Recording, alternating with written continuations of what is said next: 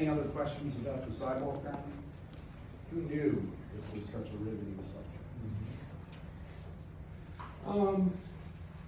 The next is snow removal de-icing service from K&S Services, Escape to Nature Services, Yaibu Landscaping. The administration is requesting approval of all three of these contracts to provide snow removal and de-icing services to support county roadway operations during winter events. The work will be overseen by our Bureau of Highways. These contractors supplement county crews during snow and ice events. They allow us to increase operational capacity so we can maintain passable roads across the county. The contract will begin once it's signed, November 1st, 2025 for the current season and run through April 30th of 2026 upon your approval, with 4 additional renewals through April of 2030, with one 90-day extension if offered. Any questions about snow removal and de-icing? So this is a retroactive contract. As you've seen, a lot of them I brought to you, our contracts kind of fell in different months. We're trying to get everything back to November 1st. So what I'm getting ready to talk about as far as our auditor questions, that's one of the reasons we're doing it. That way everything comes at once, we can batch it together, and I'm not sitting here, you know. First question from the auditor was identify the legal authority under which the CAO approves expenditures exceeding $25,000 for snow removal services. This is in reference to K&S Services, K&S Workforce. Governor declared a state of emergency, which I believe gives her the authority to do that. But there again, you can tie that back in with the contracts all being renewed November 1st and put out November 1st. Next question was the work performed under an existing contract, or was it authorized issued independently of these services? And similar timing issues arise in the future involving snow removal contracts. Are there any potential or legislative changes the administration would recommend regarding authorization of such work? I'll just let you know that K&S held the snow removal contract you might approve for the past 10 years. Contract expired. A new agreement was scheduled to be presented to the council for approval. In the interim, K&S provided snow removal services during that state of emergency. They worked out of our Perry Road District shop.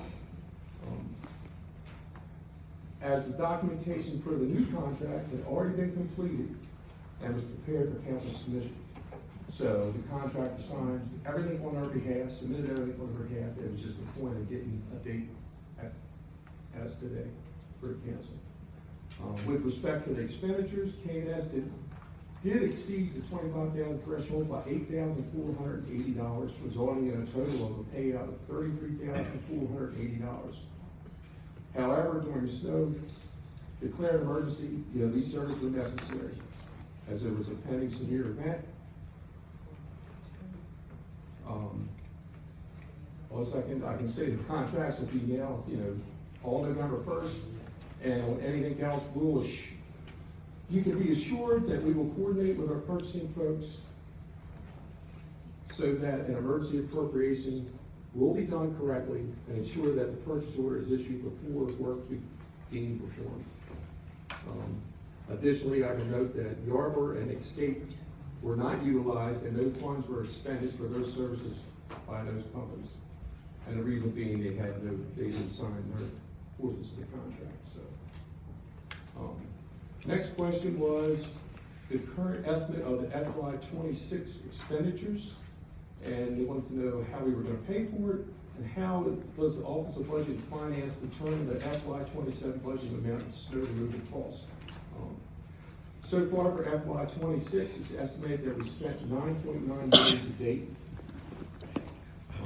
FY27, the budget incorporates the historical spending for storms, including the accounting of our 5-year average of just over $6 million.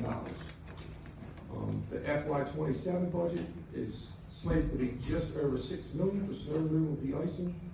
This moderate approach allows the county to maintain a reasonable annual operating budget while addressing unusually severe storms through contingency fund mechanisms when necessary.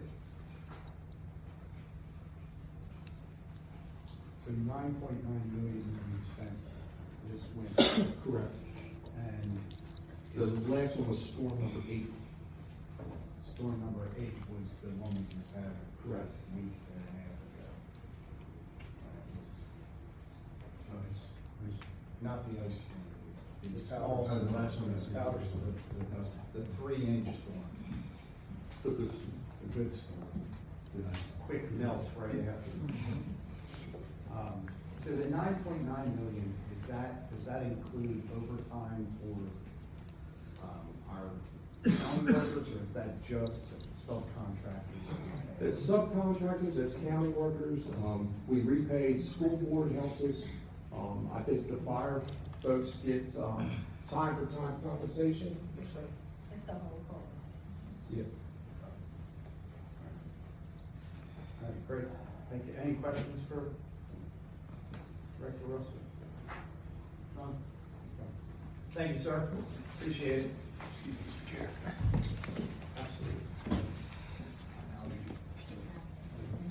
All right, next up, we have Deputy Director, also from DPWT, Lisa Eichholz, about the Baltimore County Water Supply and Sewage Plan, Cycle 43.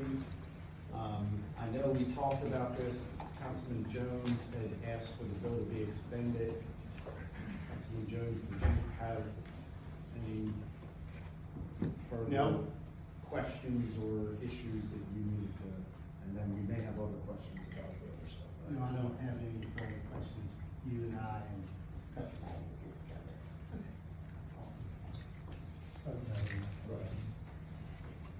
But I work offline and stuff. Okay, all right, I'm sorry. Unless you wanted to add anything about the, No, but I'm happy to answer if any other councilmen have questions. any other questions from? I just want to thank Ms. Eichholz and Brad for engaging me on this. And Ms. Eichholz, for the record, has testified on this before. We're just extending this, and this would be extra. I didn't know if people have questions for you today. Thank you so much. You're welcome. Okay. All right. Now we're moving on to Bill 2326. This is from Councilman Ketch, who is not here. Mr. Secretary, did you want to cover this? Actually, Mr. Karseski is here, and I think he might actually be able to make a few remarks about it, if that's okay with the council. We could probably time it, but you may not need that much time. Thank you for the opportunity to speak. Good evening, Chairman Ertel, members of the County Council. I'm David Karseski with Venable LLP with an office here in Towson, and I will speak in favor of this Bill 2326. As you all know, many jobs are now hybrid or completely work from home. There is a significantly reduced demand for office space and, of course, for new office buildings. This legislation would permit additional use flexibility in both the ML and the MLR zones. There are limitations, however. The property would have to be located within at least 150 acres of industrial zoning that's contiguous. And the site development area would need to be an unimproved lot within an existing park, office park. The land use category that would benefit is housing for the elderly. And of course, that is senior housing. And there is also a limit on the number of units that could be done under this bill, and that limit would be 50. So I appreciate the opportunity to speak today and for Councilman Koch's support, and request that the council vote in favor of this bill. Thank you for your time. Any questions for Mr. Karseski or them? Just, yes. So, thank you, Mr. Chair. So it's 50 units? 50, sorry. Max. And what is the acreage? So there's no defined acreage for the site development area, but it does need to be within a contiguous area of 150 acres of those ends. Is it countywide or is it specific to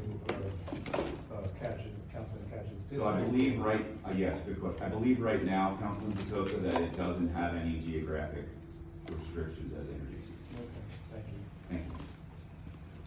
Mr. Karseski? Yes. I know we had a conversation about this, but, you know, my fear, and again, I don't have a beef with this bill, but what I fear is that we have two bills right now that are in front of us about ML property, which is industrial land. And, my fear is as we start to put residential on it, that land becomes not so much not as valuable, but when in the future, if we need to put contiguous manufacturing or industrial on it, especially seniors who spend a lot of time at home, often, not always, but, that there's gonna be a lot of friction between, I came here, I didn't think I was gonna be living next to a factory, trucks coming. I don't know how we reckon that, but, you know, that's a concern as if we start eating up the industrial land we have, for housing. Okay. But I understand your I'm not comments. expecting a. No, but I'm happy to have a dialogue with you throughout the life of the bill. Yeah. Okay. Mr. Chairman? Yes. So you raise a really good point, and I just wonder if in the review of reducing the amount, you know, if we end up limiting industrial space, is it something that our Department of Economic and Workforce Development will, you know, rebalance and what it leaves left for their mission? Yeah, and I just, you know, I could be smoking something here, but with the new port, berth at Trade Point Atlantic and with the double stacked, freight cars that are now able to go through the Howard Street Tunnel, it just seems like Baltimore, the Baltimore region, including the county, the city, and Arundel County, may be ripe for more in the future, manufacturers to come here and say, we could build our products here, ship them out on trains or freight, and, you know, so I worry sometimes that we're maybe shooting ourselves in the foot in the future, that we have this land that was available that may be no longer available in the future. Sure. Yes, Councilman. Any number of identified pieces of property that this would apply to at the moment? There is an area of land, north of Hunt Valley Town Center that is large enough, does eclipse the 150 acre area. To Councilman Ertel's point, or sorry, to Councilman Toto's point, there could be some kind of a geographic limitation placed on it in terms of applicability. But at the moment, obviously, there's one piece of property, but There's multiple properties within that 150 acres, but there is that Right. one large overall area. Gotcha. And there could be another. but- Yeah, that's what I was saying, Yeah. to the point that Right. Councilman Toto was saying that. Correct. Other ones across the county, if anybody knew, but just that. Okay. Got it. Thank you, Mr. Chairman. Mr. Councilman Crandall. Yeah, shoot, Mr. Chairman, I want to, I guess, sort of echo your concerns regarding residential and M zones for two different reasons. One is, pretty recently, the council had to hear from folks opposed to an industrial operation next to their residents' brand new home. Even though the property was zoned for this new operation. I think this was in the 5th district, if I'm not mistaken. I think there is a risk to putting residential in the M zones, and I'm coming from the standpoint of having represented a very mature part of Baltimore County, that every CZMP, there is a struggle in certain neighborhoods because the area grew up with residential right next to an M zone, and where it was maybe a quiet operation in that M zone next to a residential community, a more sort of loud and not so innocuous business would move into that M zone and upset the neighbors, and then we come to CZMP, and there's this battle between community and folks trying to conduct business. So I think there's certainly a risk in putting a long-term risk in putting residential in M zones.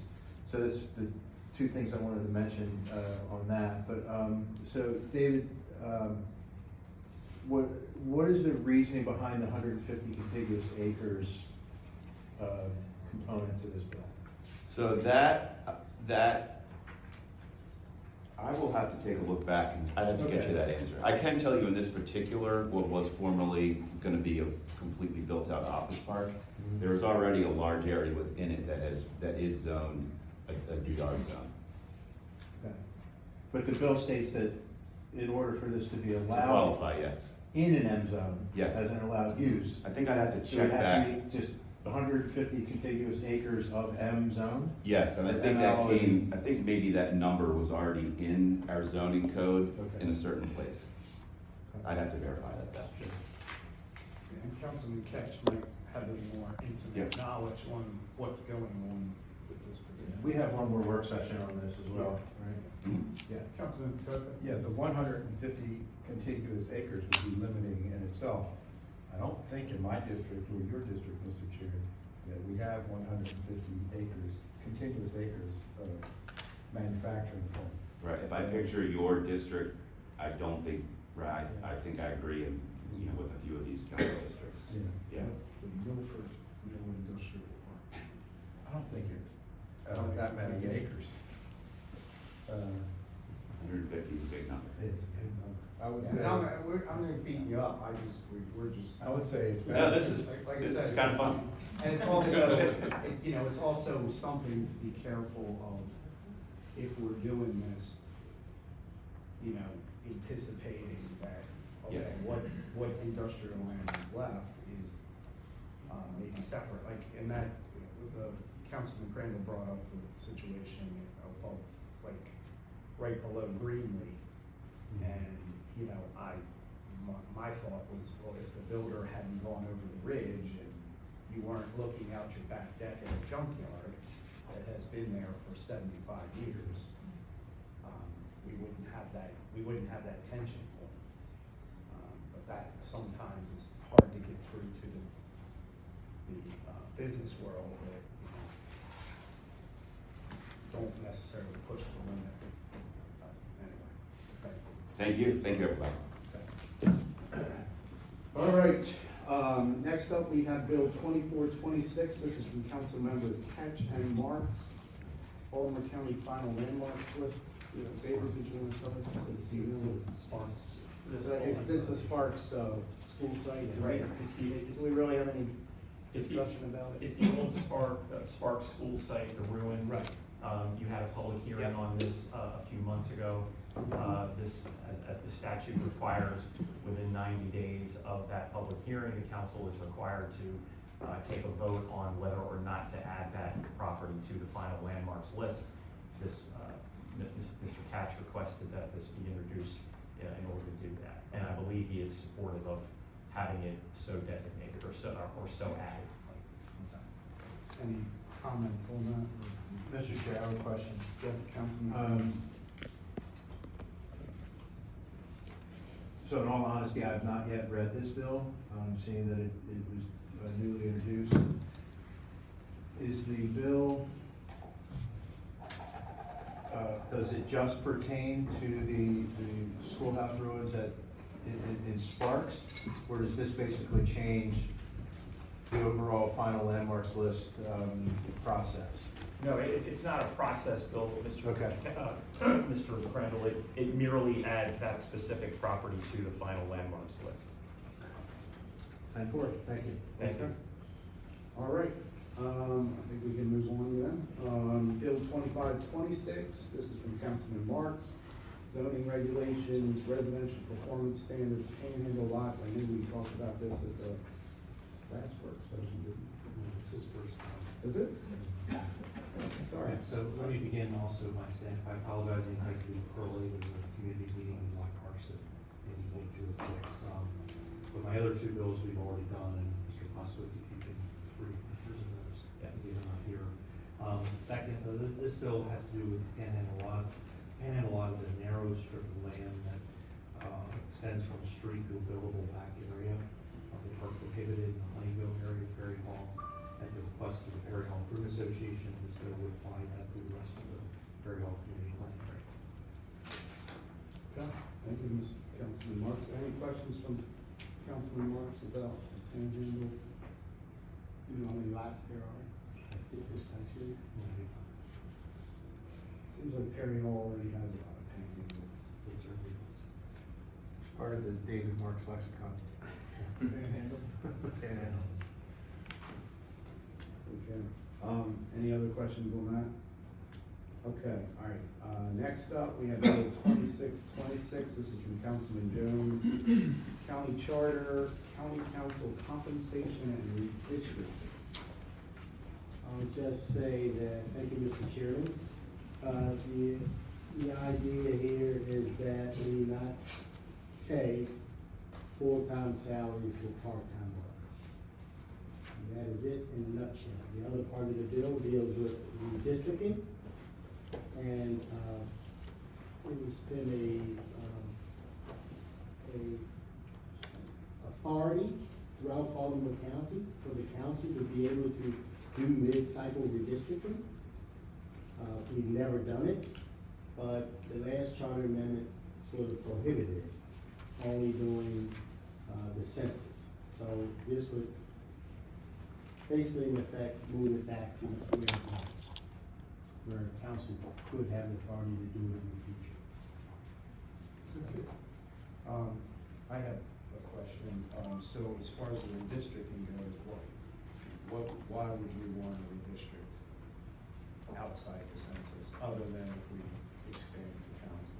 I wish I could predict the future, but I can't. So, I don't know, I'm sure there's a number of situations where people may want to do it. I don't think we've ever done it. It's not a, something, the question is, why did we take it away? Did we take it away? When the last charter amendment we did. We have the ability to redistrict at any time before. Mr. Secretary? Is that correct?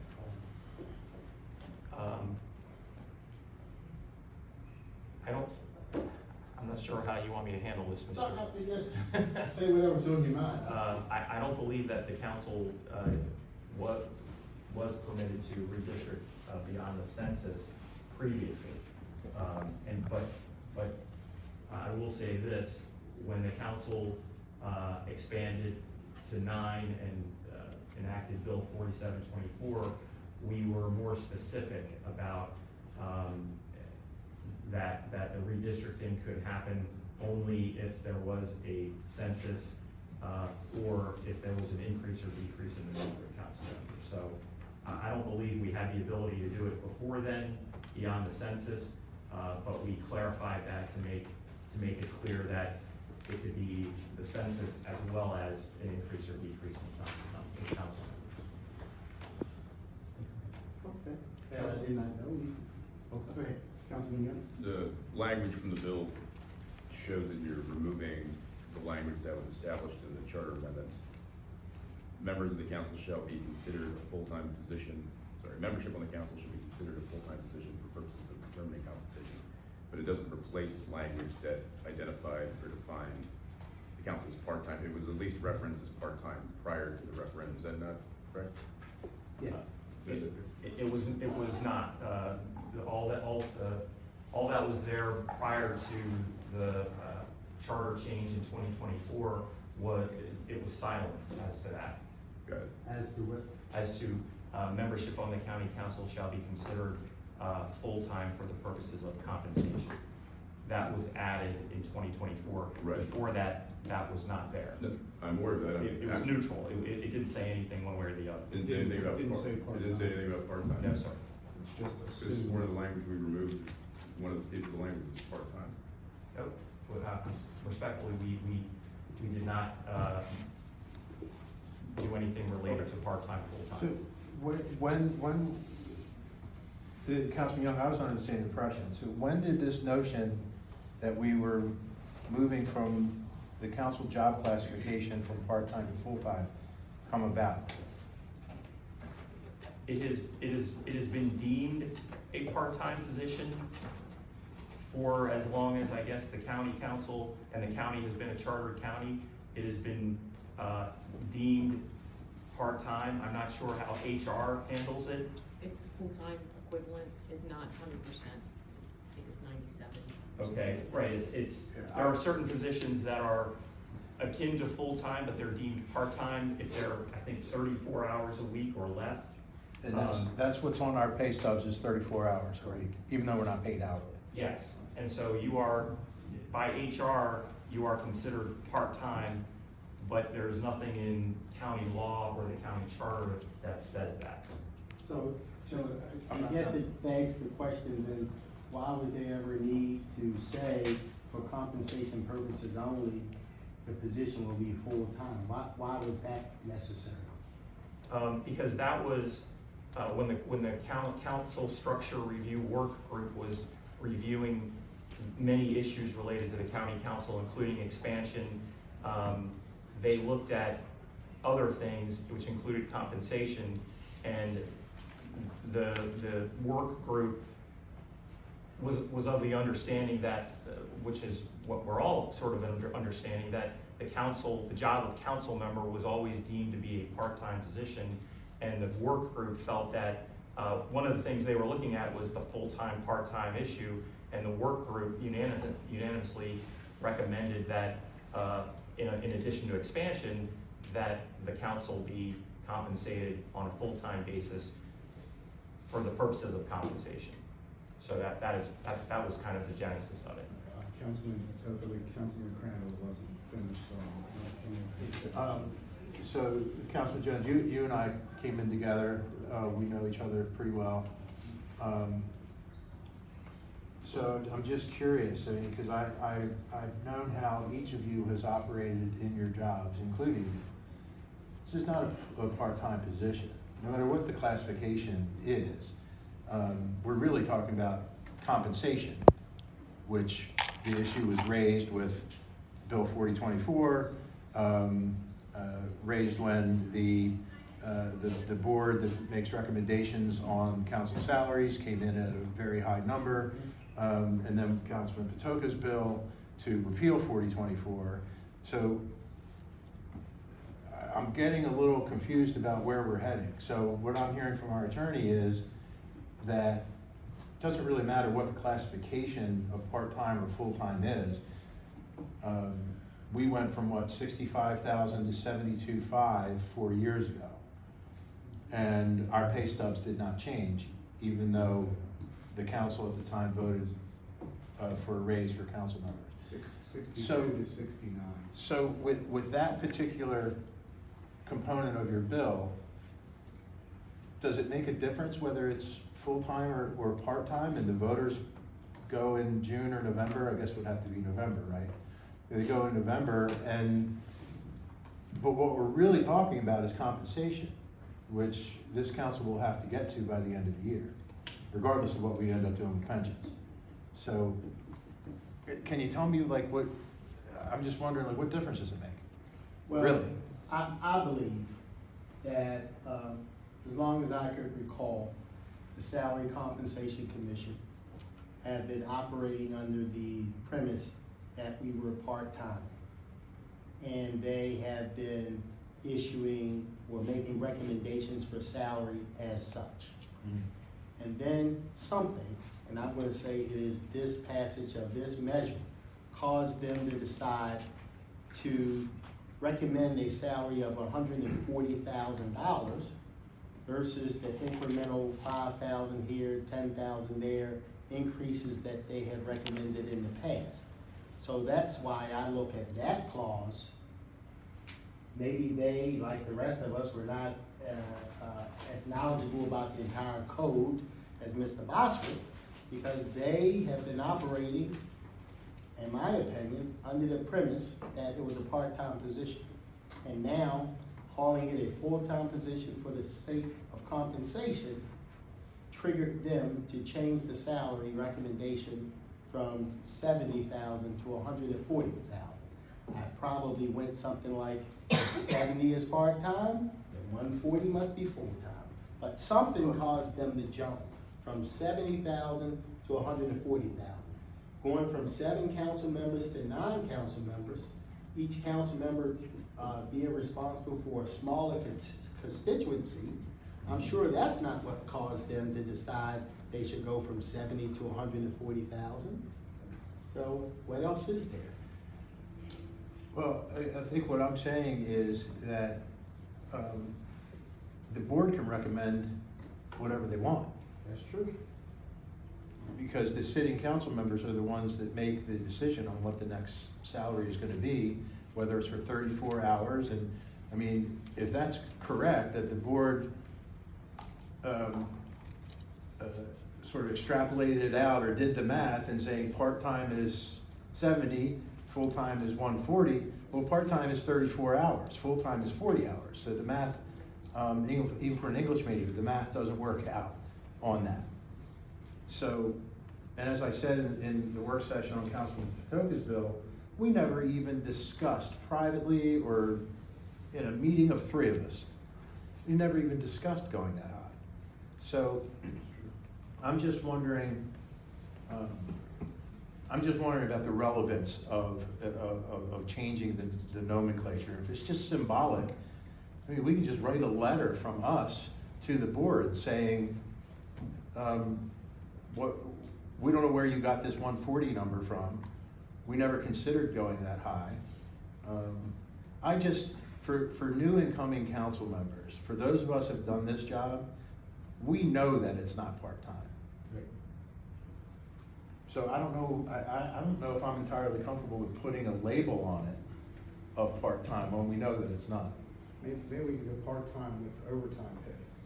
For the 60 hours I've been working since January 15th. Yeah, but we're not hourly, so we don't get Yeah, overtime. I understand, but, you know, it's not a part-time job, if you're doing it correctly.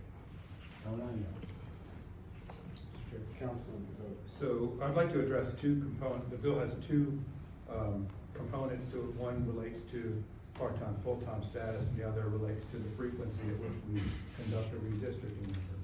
And so let me first talk about the part-time, full-time discussion that we're having today. So the council expansion work group prepared, I think it was, Mr. Schenker, was it a 130-page report? 150, thank you, Adam. So they prepared a 150-page report, pretty comprehensive. They worked from November to March, so it was a 5-month effort. They went beyond what the legislation called them to do in terms of the number of meetings, the frequency at which they meet. And they did I thought, a very thorough job. They looked at whether we should have 7 council members to stay the same like we were in 1956, whether we should move off of 1956 and grow. And they looked at 9 members, they looked at 11 members, and they looked at 13 members as well. They made a recommendation in that 150-page report that said, we recommend the council grow 2 additional members to 9 members in total. They also recommended unanimously, and I sat down with them and they asked me to take them through my day.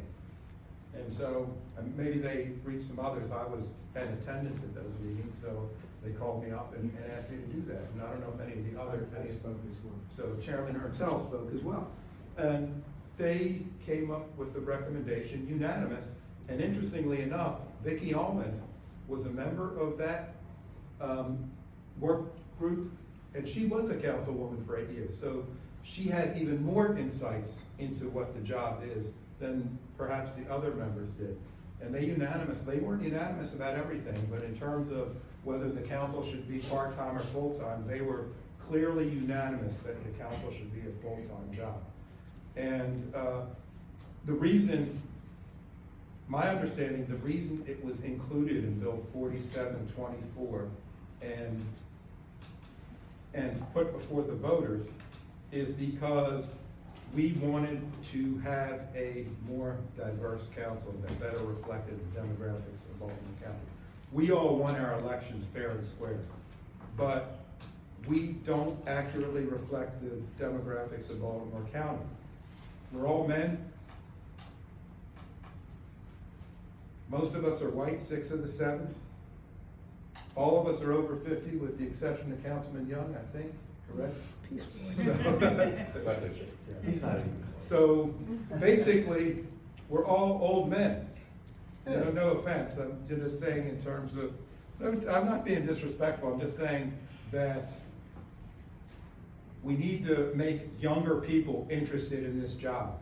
And the salary at which we were at 69,000 doesn't excite a young person to want this job and to put, you know, if you have a 40-hour week, that's a great week, that's an easy week. And I think all of my colleagues will agree. I know that I put 60 hours into this job before the weekend comes. Monday through Friday, 9 to 9. Monday through Tuesday, 9 to 9. Then we all have events during the weekend, so I'm checking in at 60 hours a week before the weekend comes. Councilman Marks and Councilman Ertel, I was asked about this last night at a community meeting. But what about those that have jobs? And those that have jobs are putting in at least 40 hours a week on their council job. I don't know how you guys are keeping your other job, but you know, even a council member that wants to send his children to college and pay those college tuition should have that opportunity. And if they can't do it on a council salary, why are they denied to be able to pay a tuition for their child? Why? And so, and let's talk about the hours. So I did the operating budget for the Department of Planning for 5 years. I did, it's called the People's Council, it's called the Zoning Commission. I did all their budgets. And a 34-hour work week only meant one thing. All the merit employees would get 35 hours per week. All the non-merit employees would get 34 hours a week. It meant nothing more except for some of the benefits that you receive, but the merit employees and non-merit employees were all working Monday through Friday, 8 to 5. I was in the planning department, so we did a lot of night hours, but at the end of the day, it was, I don't even know how we came to 35 and 34. I think it was something the budget office had and personnel had defined. I don't know the exact reason for it, but I do know that the only differentiation was whether someone was a merit employee or a non-merit employee. And what was easier in those days was to hire a non-merit employee because there was some budgetary benefit to it that Mr. Homan understood very well, but I'm not sure any of the rest of us understood. But so we're all non-merit employees essentially. We got 34 hours on our paycheck. I didn't really know that until we had this discussion today. So, and then there's the issue of equity. So we do have, the legislation worked. We have the most diverse set of candidates in the history of Baltimore County running for county council. It's never been like this. We have age diversity. We have racial diversity. We have gender diversity, all running for the Baltimore County Council because it's desirable. So, let me finish, Councilman Jones. So, this has been, there are certain things that are game changers, and to me, this was a game changer. So that's on salary. Let's talk about the second component of this, and the second component of this is the redistricting. So, we're gonna move from 7 members to 9 members, and the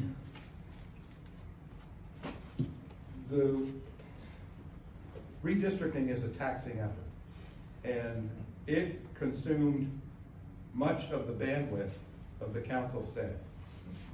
And that was with 7 members. So if we now increase the frequency in which we engage in redistricting, and we're still trying to settle how do we provide adequate staff to 9 members, how do we provide adequate space for 9 members, how do we have adequate logistics for 9 members, and now we add to that, we're gonna do frequent redistricting that, we're gonna do a redistricting in, 2026, in 5 years. There's gonna be a redistricting after the 2030 census.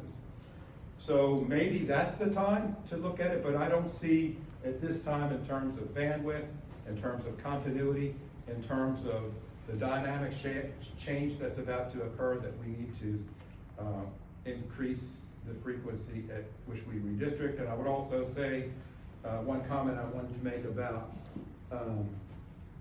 returning to part-time designation is, what do you say?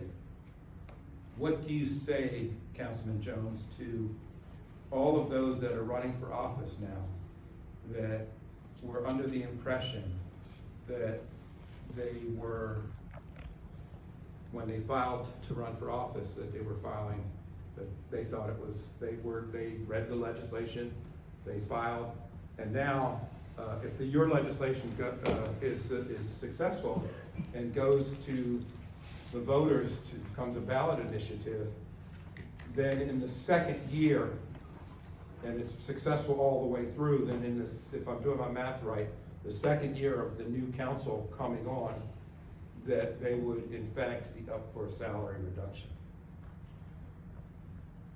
Their salaries cannot be reduced in the middle of a term, number one. Number two, I think we probably have so many people running for office because there's gonna be 7 out of the 9 seats are gonna be vacant.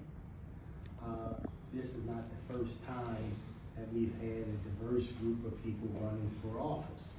So that's the second point. I just feel, and obviously we can fix it whenever we want, the mid-cycle redistricting, not that big a deal. Full-time salary for part-time work, I think most people would think that that is not fair. Why is that not fair, Councilman Jones, when we just said it was a full-time job? So you're saying it's not a full-time? Well, what I'm saying is, it has always been a part-time job. It has always been debated as to whether or not it should be full-time or part-time. The issue has always fallen down that it should stay the same as part-time, because the next step, if we say that it is full-time, it'll beg the question, can people on the council do 2 full-time jobs? Are we requiring somebody to leave their current place of employment to take on this job to serve the citizens as a councilman? I don't think it's fair to ask someone to make that sacrifice, because then you're left with the only people that will want to run for county council are people who have jobs that are not careers, that are not working towards a long-term achievement, whether it be a pension or whatever. You'll be left with people that, the only people that would apply would be people that are prepared to leave their current job, because this will be full-time. Whereas if it was part-time, you will get as many people as you can get to come and apply for this job and do the job. I mean, I know we have at least 3 people right now who are running for council that have jobs where they cannot keep their job, because if they become a council person, they can't work for the state or the federal government or the county government. And we have situations in all 3 of those. I talked to one of the people in particular, and that person said, I don't want to give her a gender or I don't want to, but one of the things that they said was, I'm gonna have to leave a job that I have a pretty decent salary, and if the salary stays in the ballpark of what we make now, I'm gonna have to go find another job, and I don't know what that's gonna be, but that's going to be, I'm gonna have to go somewhere and take on something where I'm probably gonna be, under the, some of us have positions where we can, I don't know about coast, but we have more flexibility. Others don't. If you're from the medical field or something like that, you gotta be at the hospital, or you gotta be at the doctor's office where you work. If you're a vet, you gotta be there. But these people work for the government, and they're, you know, they've said, that's a problem, because depending on what you're paying, I'm taking a big, you know, I may be taking a pay cut. I wanted to do this, I had dreams of, you know, serving the people. One of the things I've always said is, we have an oversight role we have 3 jobs as council people. We're the mayor of 6 or 7 towns each, then we're legislators, and then the third role, which is probably our most important as far as the taxpayers are concerned, is our oversight role.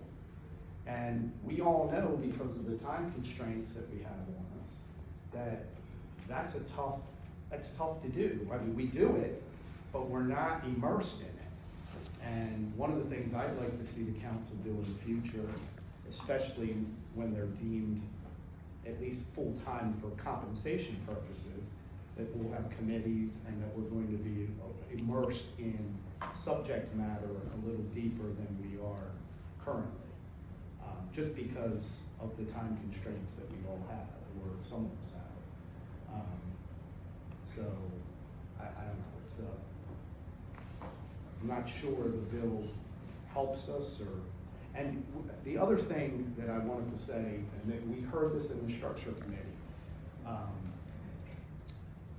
there were several people, and I believe they were all women, younger women in their 30s or 40s, who basically testified and said, you're all older males, predominantly white, but you're paying, and our pay has been low. By the way, for anyone who knows, we have to vote on our salary in an election year.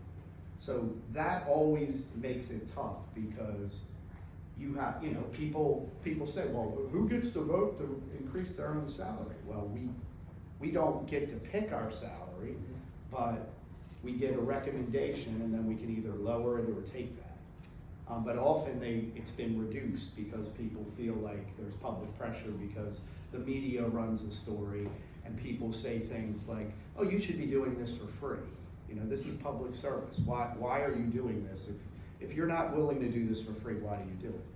Well, I think some people would do it for free, but they'd probably do it for 4 years, and that would be the end, because when you tell your spouse so many times that I'm not gonna be home tonight until 10 o'clock, you know, they get a little pissed. But we heard loud and clear from younger women who said, if you want younger working age women on this council, you need to pay fairly, where people don't have to worry necessarily about taking another full-time or very onerous part-time job where they're working night shifts or something like that as a nurse or whatever. So I think that was some of the impetus for when we were talking about full-time. I do feel like I don't think I've ever seen such a diverse group of candidates looking at elections for the last at least 15, 20 years. I mean, and it's in every district almost. So, anyway. I mean, listen, let me just add one thing. I think people come and seek this job for many reasons. People recognize they have to make sacrifices. To some, it'll be a big windfall, and to others, it'll be a sacrifice that they'll have to make. But that's all individual decisions that every individual will make amongst themselves in terms of with them and their family, whether or not they seek this office or not. Councilman Green? Just real quick on the frequency of redistricting, or the availability to have redistricting more frequently. Councilman Jones, I'm going to disagree with you on this one.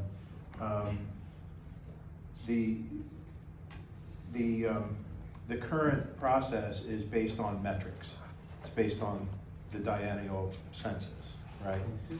So what we've seen throughout the country, and even in our own state of Maryland, just this past year, where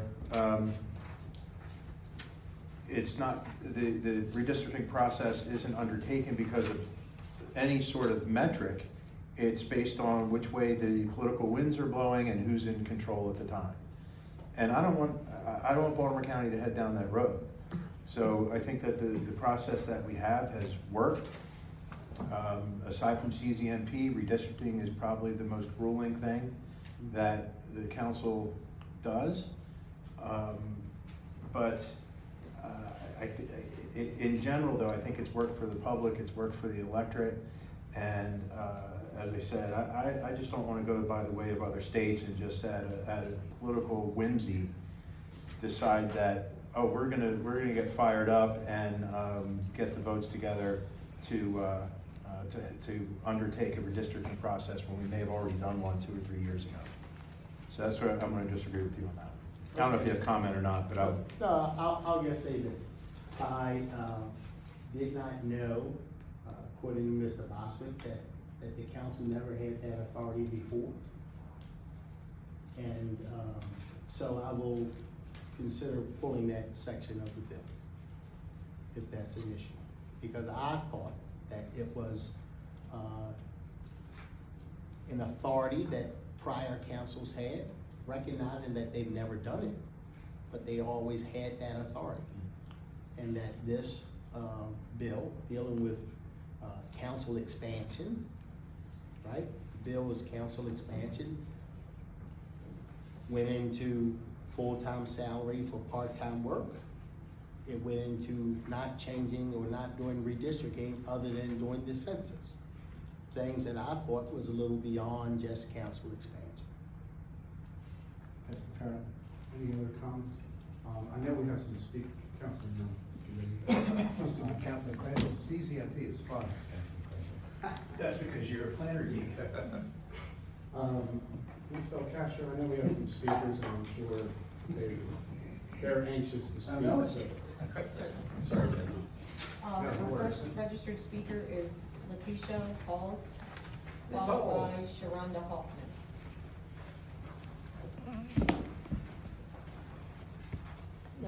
How are you, Ms. Halls? It's been a long day.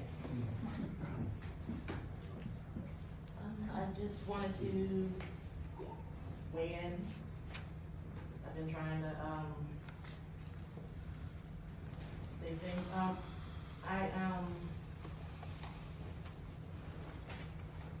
I'm here in my own volition. I am a Baltimore County employee. And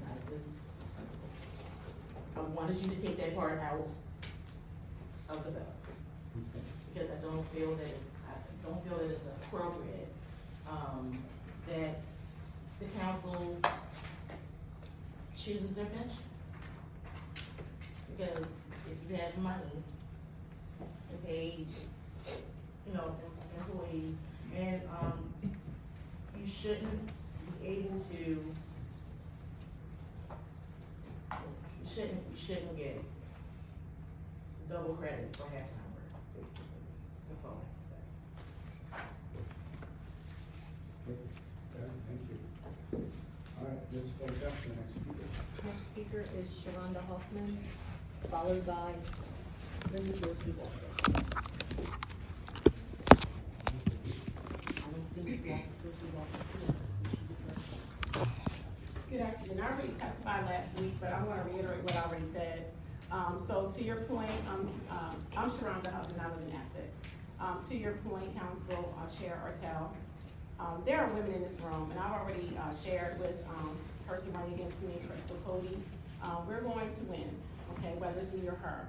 And you know why? Because thank you, Councilman Crandall, for what you said. But what happens is when you get people who are qualified, and we're not people who are young. She's 40, I'm 50.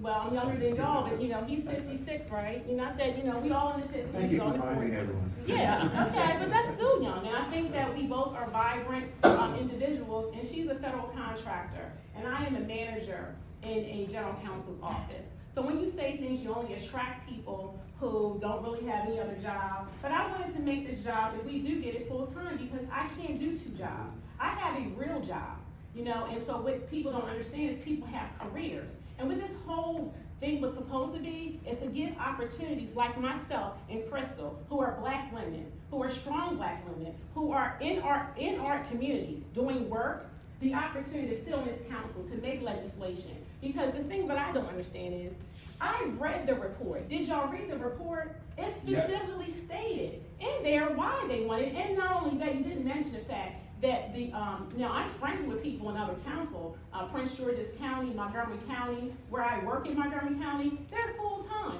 It was based on the salaries that are already stated. So when we come to the chamber and say, well, it's half-time, all this other stuff, that is rhetoric. And what's happening is, let's go back, she's not quite sure when everything happened, but 40-24, you know, and everybody's not paying attention, and maybe that's because you work half-time, okay? So 40-24 was passed the same day 47-24 came out. So to me, you have to think critically, okay, this could affect something, right? But you're not. You're acting as if you either didn't know or you're not paying attention. So there seems like there's a not paying attention thing. So that goes back to what you're saying. I have been saying there needs to be committees. All these things need to be vetted. We have so many things that pass through and it's sloppy work by this council. I have worked with many different legislators, including those on the city, and the city government and the state government. And we have to do a better job of making better bills. And that requires someone to be full-time, and they need to be paid what they deserve, because I'm a woman. I don't want a job that pays me less. You have daughters. They went to college. Should they be paid $70,000 when $150,000 work when men make money? Because a lot of you have pensions. So I just don't understand why we've been having this conversation, and I'm so glad that you took the opportunity to hear and see what's going on. You made a mistake with 40-24, you tried to fix it, and now you're trying to make something else that don't make sense, and that's not good. And that's all I have to say, thank you. Any questions? Thank you, Ms. Hoffman. Thank you. Okay, next speaker, Ms. So our next registered speaker was Linda Dorsey-Walker. She's not here, but she did register against it. All right, we'll move on then. Next bill is 1726. This is Councilman Jones. Yes. I know you talked about this before, if you wanted to say. I'll be brief. Now, my bill, is more narrowly defined, just to the Owings Mills growth area. And one of the things that we did not say, this is dealing with ML zone properties. It is no doubt about it that there may come a day when we're gonna need this ML zone property. That day may in fact come. I was talking to a gentleman today who owns the property, manufacturing, much smaller than you would think about when you think about manufacturing. Gone are the days of Bethlehem Steel and big plants. Nowadays, you can have very, very small footprint manufacturing. But the point I'm making is this. We would love to have these properties in a bank, waiting for the day to come when we would use them. Meanwhile, their values decline. They sit there in a state of repair because there is no one there, in some cases for 15 and 20 years. And we as a county are getting less taxes on that property because it's been sitting there for 20 years waiting for something to happen. And I hope that day comes when we can go back to a whole bunch of manufacturing. But meanwhile, we do have a housing shortage. We do have people who are in need of housing. We do have a situation where our population has been going down. So it is a tough balancing act. So I think to do it in a meaningful yet measured way is okay. And in this case here in Owings Mills Boulevard, that's exactly what's happened. I brought up the same concerns you raised to the property owner, who told me, trust me, we have literally over 100 and some acres of ML zone property, undeveloped, waiting for somebody to show up. So this here is just really zooming in on just a few properties in this district. Thank you. That's all I have. Any questions? One question. Councilman- Is this, Councilman Jones, is this age restricted or is it just open? I don't think that it is listed as age restricted. I don't think that it's gone that far. It talks about, let me see, well, yes, senior housing facility may include, housing for the elderly, assisted living facility, nursing home, age restricted, independent living, and multifamily units. Thank you. Sure. Thank you, Councilman Jones. We also had Bill 1626, which wasn't on the agenda because, Mr. Hickey covered this. It was about the statewide voucher program, but we have two speakers. So Ms. Belcastro, do you want to call the speakers on 1626? Sure, it's, Lakeisha Halls again. She walked away, that's why. Okay, well, then we'll call Ms. Hoffman. And Ms. Hoffman was, Yes. will speak about this bill. Thank you. I'm putting another hat on. I also am, my name is Sharonda Huffman. I'm also the chair of the, I'm MIH, Maryland Inclusive Housing, chair of their committee for Baltimore County Housing. And one of the things that is very important is that we do have additional voucher opportunities. There is a statewide voucher program that will allow people that are on the county's waiting list to have a voucher during the time when they might be called off the waiting list. And I stand in support of the bill. And I also want to say I didn't speak on the other bill regarding accessibility and making sure that we have units that are going to be have accessible standards. In my professional career, I am an ADA 504 manager, and it is very important that when we do have, when we finally have enough units to fulfill the agreement we have with HUD, that we do have enough accessible units. My son does not have a physical disability, but he has a, he does receive a, he has a HUD 811, and that's something I hope that Baltimore County will do housing, which means that HUD provides housing rent subsidy for individuals with disabilities through a, it's like a voucher for a particular home. Also, I would like our county to be more engaged with the developmental disability because there is a DDA rent subsidy. So all these tools are tools in our toolbox that we can have more inclusive housing in Baltimore County. So I stand in support of having our county, which you have to have a bill to actually get the vouchers through Maryland. I stand in support of that bill. And that's it. Thank you. Thank you, Ms. Hoffman.